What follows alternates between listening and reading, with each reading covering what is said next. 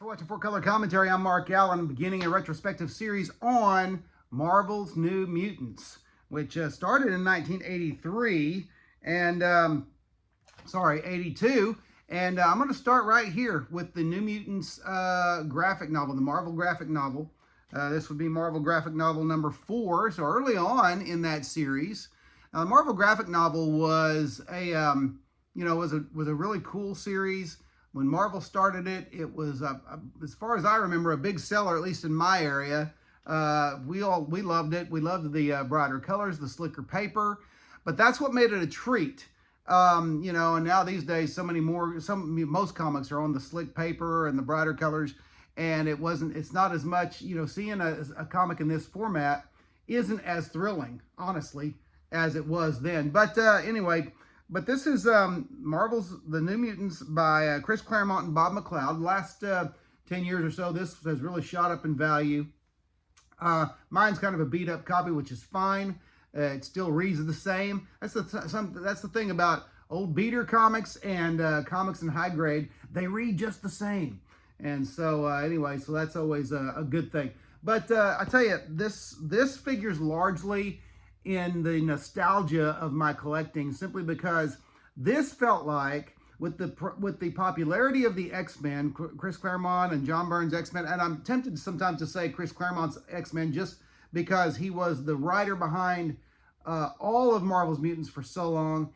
And this loomed largely because it felt like getting in on the ground floor of something again.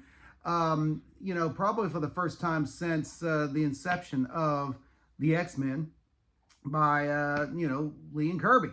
And so this was big. This was big for me. Reading this story, it had all the origins of each of these characters. Now, except I should say the origin of all but one, and that is Shan, or Karma. And I do have a copy of Marvel Team Up number 100, and I'll be covering that as well as part of this New Mutants look, just kind of looking at her origins and her first appearance. But the rest of them, this is has their origin stories and everything. But what stands right out, and I'm going to find a good, I can't show every page, that would take too long, but give you an idea of the wonderful, amazing Bob McLeod art in there. I've always loved Bob McLeod's work.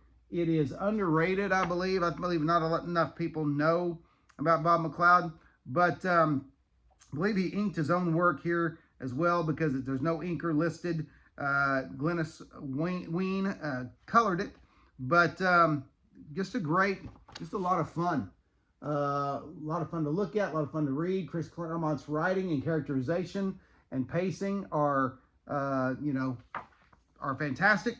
And this is just a great beginning to the New Mutants. And it's not, like I say, it's not, you can get,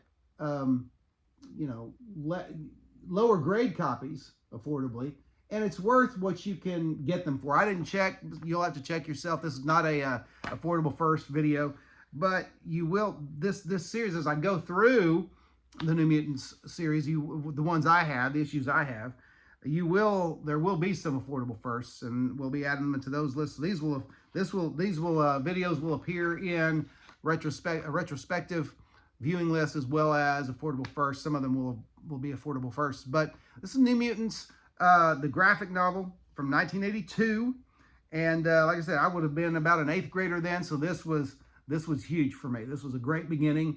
I bought it off the stands. Imagine this, 1982. I bought this on the stands, or off the stands, for $4.95.